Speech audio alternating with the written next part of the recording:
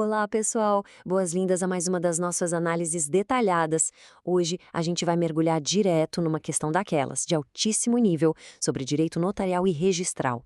O nosso foco é a incorporação imobiliária e aquele famoso patrimônio de afetação, regulamentado lá na Lei 4.591 de 64. Esse é um tema super forte que cai bastante. A nossa ideia aqui é desconstruir cada detalhezinho dessa lei passo a passo para garantir que todo mundo entenda perfeitamente como as bancas cobram isso. Então, vamos direto ao ponto.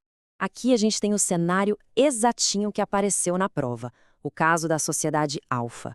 A historinha é a seguinte: a construtora decidiu construir um prédio e separar o patrimônio dessa obra do patrimônio geral dela, ou seja, instituiu o patrimônio de afetação. Só que tem um detalhe crucial: o verdadeiro conflito da questão. O terreno já tinha um ônus real, que já estava lá constituído para garantir a obrigação de construir. E aí fica a dúvida, né? Como é que a lei lida com a criação de um patrimônio de afetação quando já existe um ônus real prévio batendo na porta? É exatamente esse quebra-cabeça que a gente vai resolver agora. Mas antes de encarar as alternativas, a gente precisa solidificar a nossa base legal. Afinal, qual é a essência do artigo 31A dessa lei? Pessoal, o patrimônio de afetação funciona basicamente como um escudo jurídico. O terreno e tudo que é construído ali ficam apartados, totalmente separados do patrimônio geral do incorporador. O objetivo disso, lendo a lei, é destinar esses bens única e exclusivamente para terminar aquela obra e garantir a entrega dos apartamentos para quem comprou. Esse patrimônio isolado não se mistura com as outras dívidas da construtora. Com essa blindagem super clara em mente, a gente já pode começar a caçar as alternativas incorretas. Vamos dar uma olhada na alternativa A.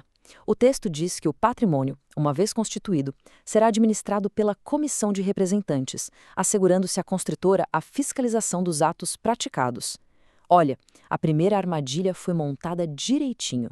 Num primeiro olhar, até parece uma divisão de tarefas super razoável, não é verdade?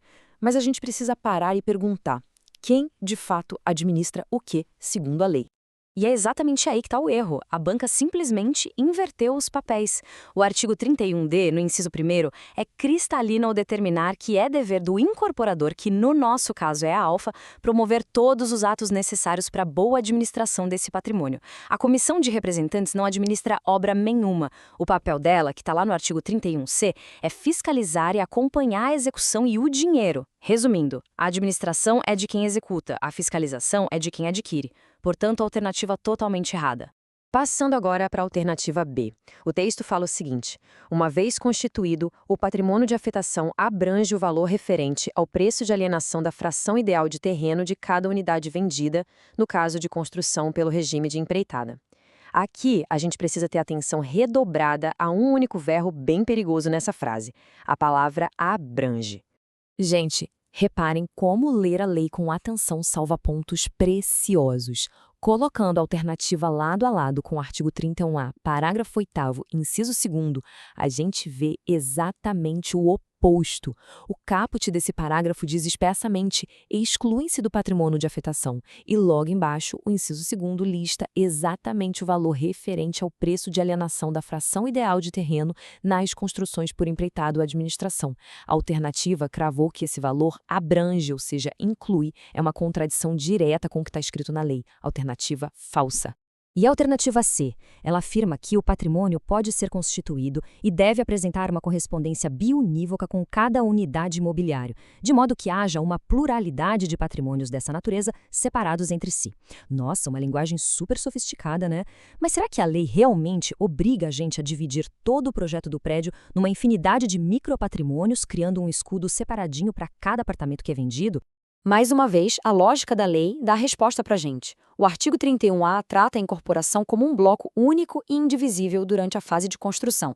O terreno, as acessões, os direitos, tudo isso forma um escudo único e coletivo para aquela obra inteira.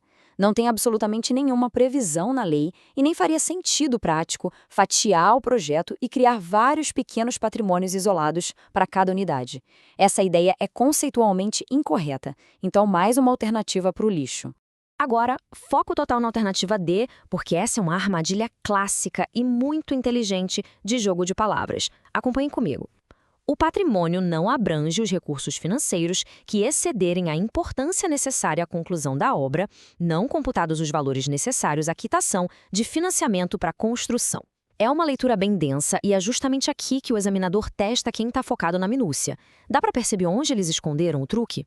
Vamos desmascarar essa pegadinha colocando a lei do lado da afirmação.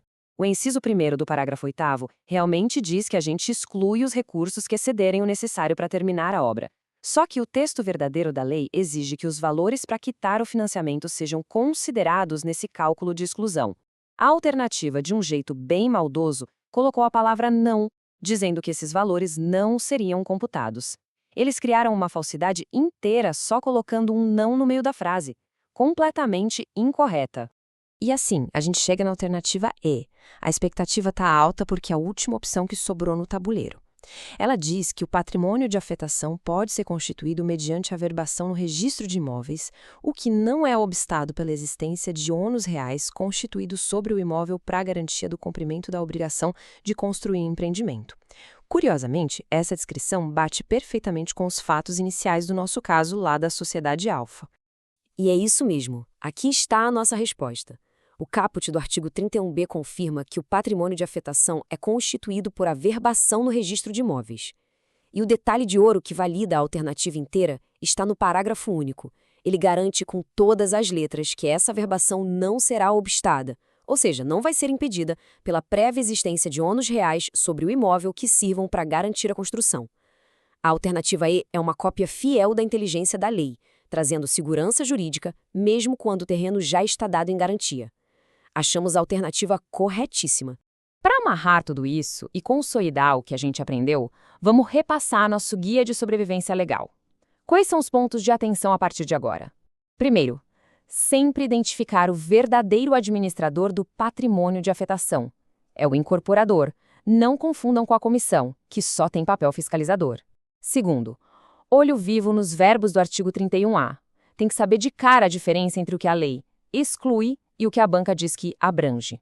E terceiro, desconfiem de palavras negativas escondidas, como aquele famigerado não computados, que invertem completamente a regra financeira.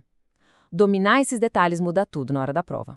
Bom, depois de ver como os examinadores reorganizam a lei para criar essas armadilhas cognitivas fascinantes, a reflexão que fica é a seguinte: conhecendo essa estrutura tão de perto agora, qual será a próxima armadilha linguística que as bancas vão tentar inventar? Com essas técnicas de desconstrução e leitura comparativa, encarar novos desafios e enunciados complexos fica muito mais claro e até mais divertido.